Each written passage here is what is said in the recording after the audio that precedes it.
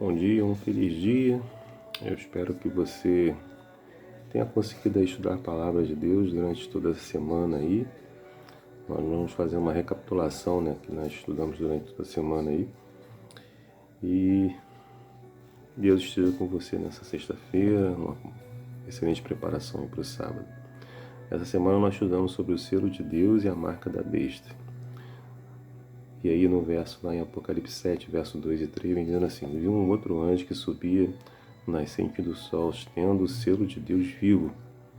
Ele gritou com voz bem forte aos 4 anjos, aqueles que tinham recebido o poder para causar dano à terra e ao mar, dizendo: não danifiquem nem a terra, nem o mar, nem as árvores, até marcarmos com o selo da testa os servos do nosso Deus. Aqui diz que haverá um selo de Deus, e aí a gente viu durante toda essa semana aí que o selo de Deus é o sábado do Senhor, né? É o sábado que Ele separou, santificou e abençoou, né?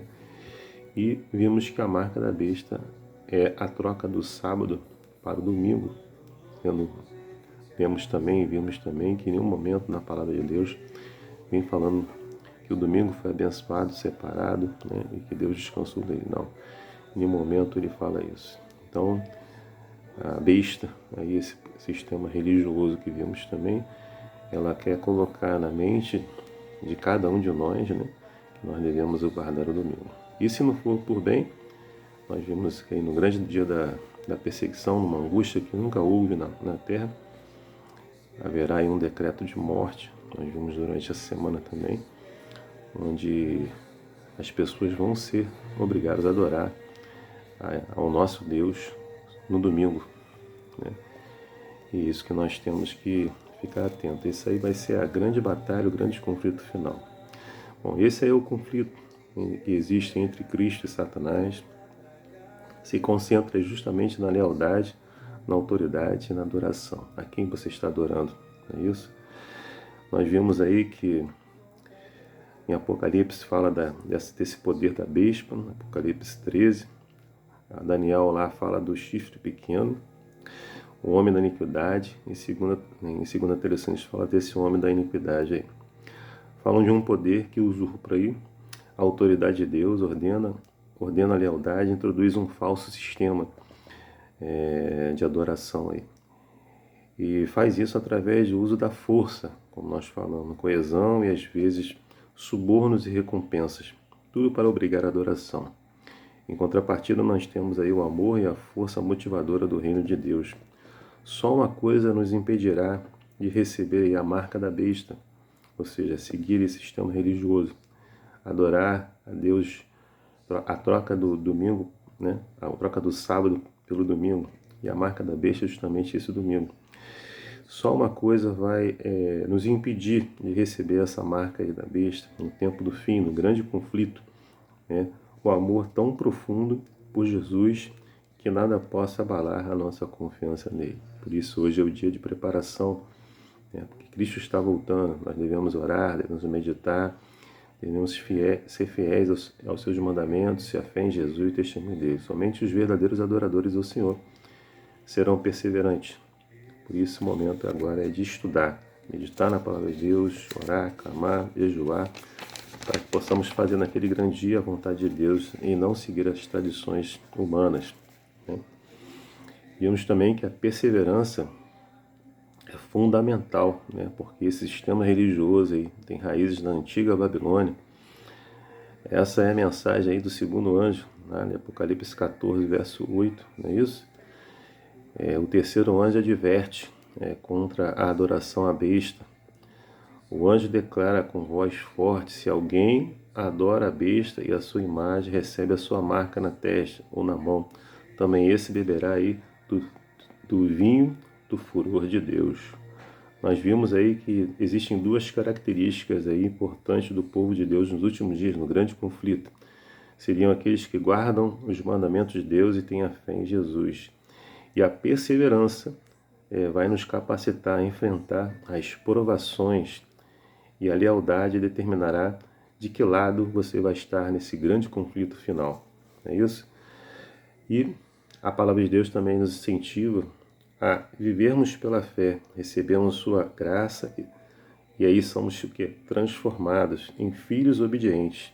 E pela fé temos a salvação em Cristo e a santificação do Espírito Santo, que nos leva a praticar as obras que agradam a Deus e não aos homens. Não, nós devemos o quê? Ser fiéis, né? Quem é fiel hoje no pouco, também é fiel no muito.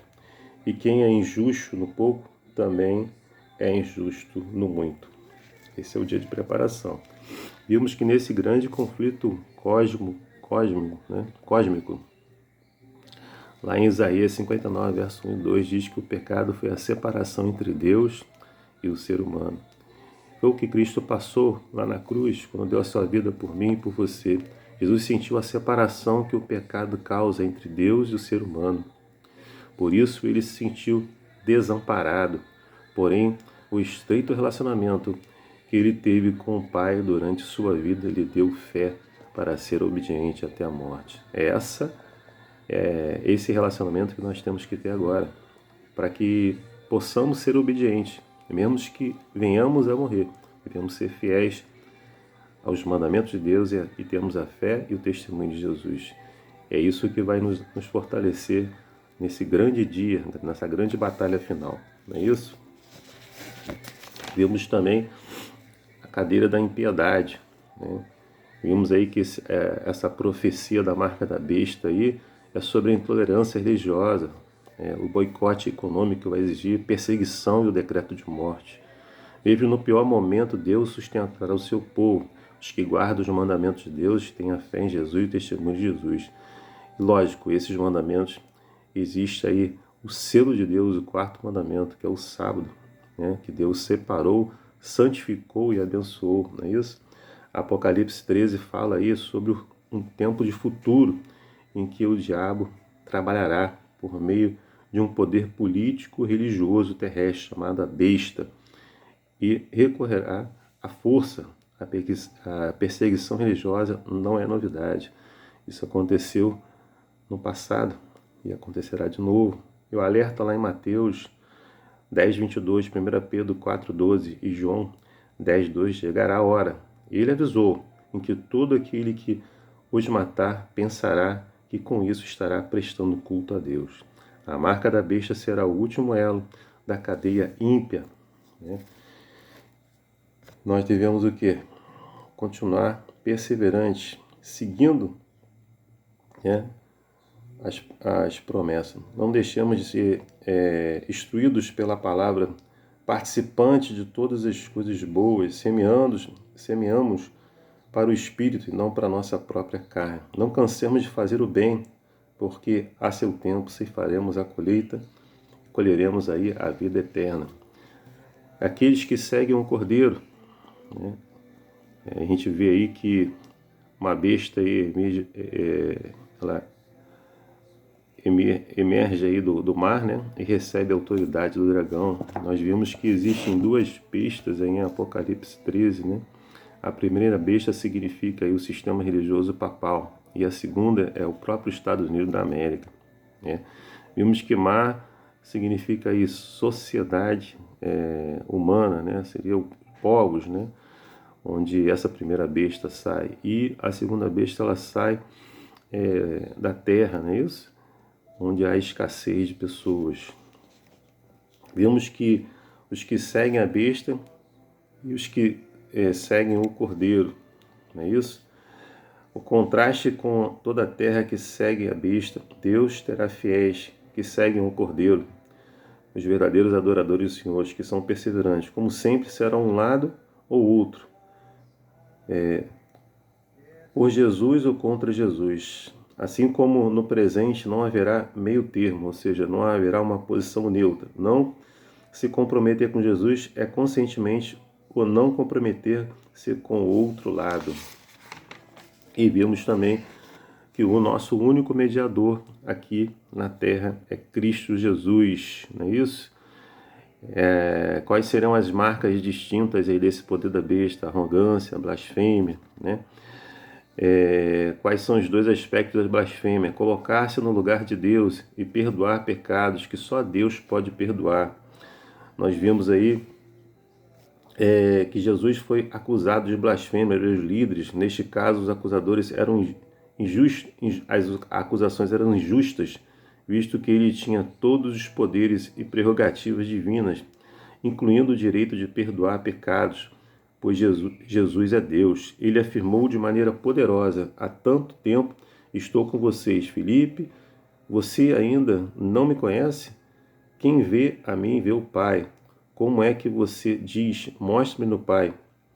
Lá Timóteo 2,5 ensina que há só um mediador entre Deus e o homem, Cristo Jesus. Em contrapartida, a Igreja Romana ensina que o Padre é o mediador entre Deus e os pecadores. Porém, visto que o próprio Padre é pecaminoso, não pode ser nosso mediador, pois também precisa de um mediador.